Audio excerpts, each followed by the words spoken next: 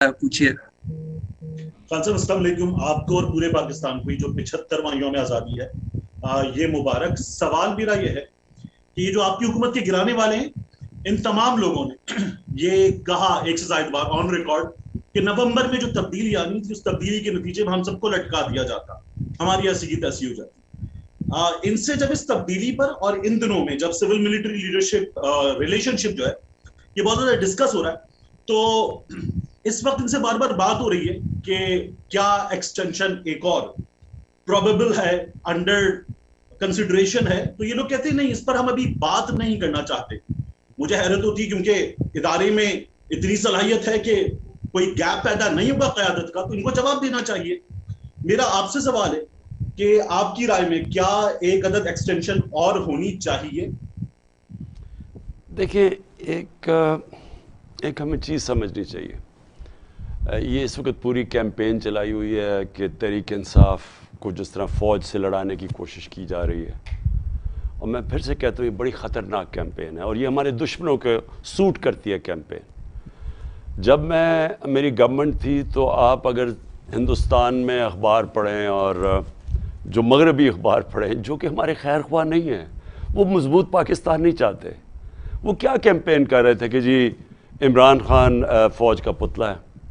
सारा वक्त वो कोशिश ये कर रहे थे, क्योंकि गवर्नमेंट की और सिविल मिलिट्री रिलेशनशिप इतनी ज़बरदस्त थी कि हम सब एक पेज पे थे, उससे हम क्राइसिस से निकलते जा रहे थे।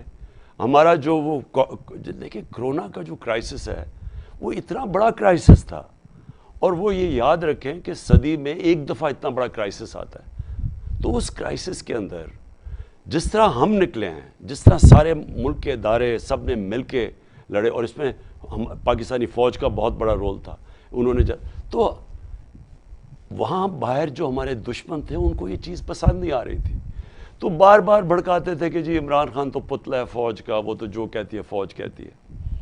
और एक फेक साइट्स वेबसाइट्स डिस्कवर हुई, और तहरीक इंसाफ के लोगों ने, हमारे सोशल मीडिया ने डिस्कवर किया, जिसे कहते हैं कि यूरोपियन यूनियन EU की जो थी साइट्स, ये जो फेक उन्होंने साइट्स बनाई हुई थी, जो डिस्कवर की डिसइंफॉर्मेशन लैब, जिसके अंदर हिंदुस्तान से 800 साइट्स बनाई हुई थी, और वो पाकिस्तान के ख़िलाफ़ मुसलसल प्रोपेगेंडा कर रही थी। और वो क्या था कि पाकिस्तान सिर्फ अटैक हो रहा था इमरान खान को और पाकिस्तानी फ़ौज को।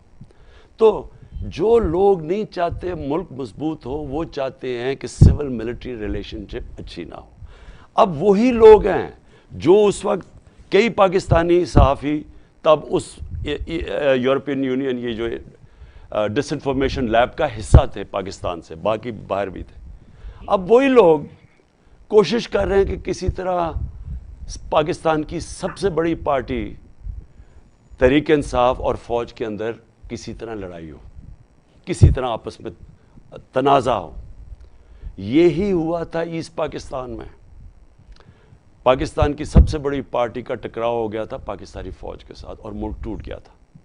मुल्क को कमज़ोर करने जो चाहते हैं, वो चाहेंगे कि एक मुल्क की जो फेडरेशन को इकट्ठा रख सकती है, उस पार्टी के ख़िलाफ़ वो फ़ौज के और उसके आमना सामना हो जाए। ये हैं पाकिस्तान के दुश्मन।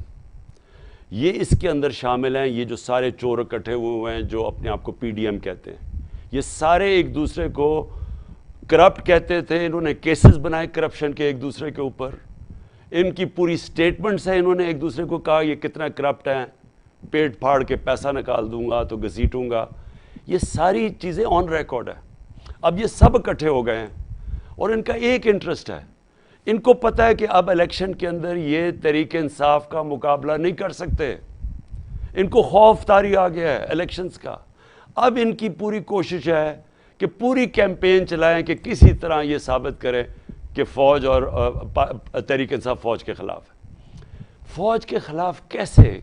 कोई पार्टी जिसका जीना मरना पाकिस्तान में हो, जिनके कोई बाहर बड़े बड़े लंदन में और बाहर प्रॉपर्टीज़ ना हो, दुबई में बड़ी बड़ी प्रॉपर्टीज़ ना हो, जिनका बेस पाकिस्तान हो, वो क्यों चाहेंगे कि पाकिस्तानी फ़ौज कमज़ोर हो?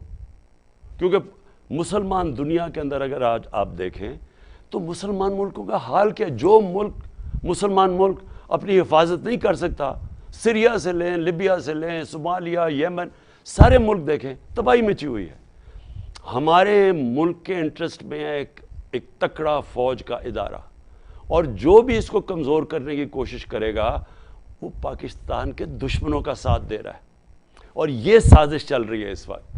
تو یہ جو آپ نے بات کی، ہماری کوشش ہونی چاہیے کہ فوج کے اندر جو بھی میرٹ کے اوپر بہترین لوگ ہیں وہ اوپر آئیں۔ یہ نہ ہو کہ میں کہوں کہ میرا آرمی چیف ہو، کوئی فلانا کوئی اس کا آرمی چیف ہو۔ میرٹ کے اوپر جو بیسٹ لوگ آتے ہیں ان کو اوپر آنا چاہیے۔ ہمارا کیا کنسرن ہے اس کا؟ دنیا کے اندر باہر بھی آرمی چیف بنتے ہیں، برطانیہ میں کبھی سنا ہے اس کے اوپر کوئی ڈسکشن بھی ہوتی ہے؟ میرٹ پہ ہوتا ہے، بن جاتا ہے۔ شکریہ خان صاحب۔ خان صاحب، آپ نے پچھلے 26 سال میں یہ جو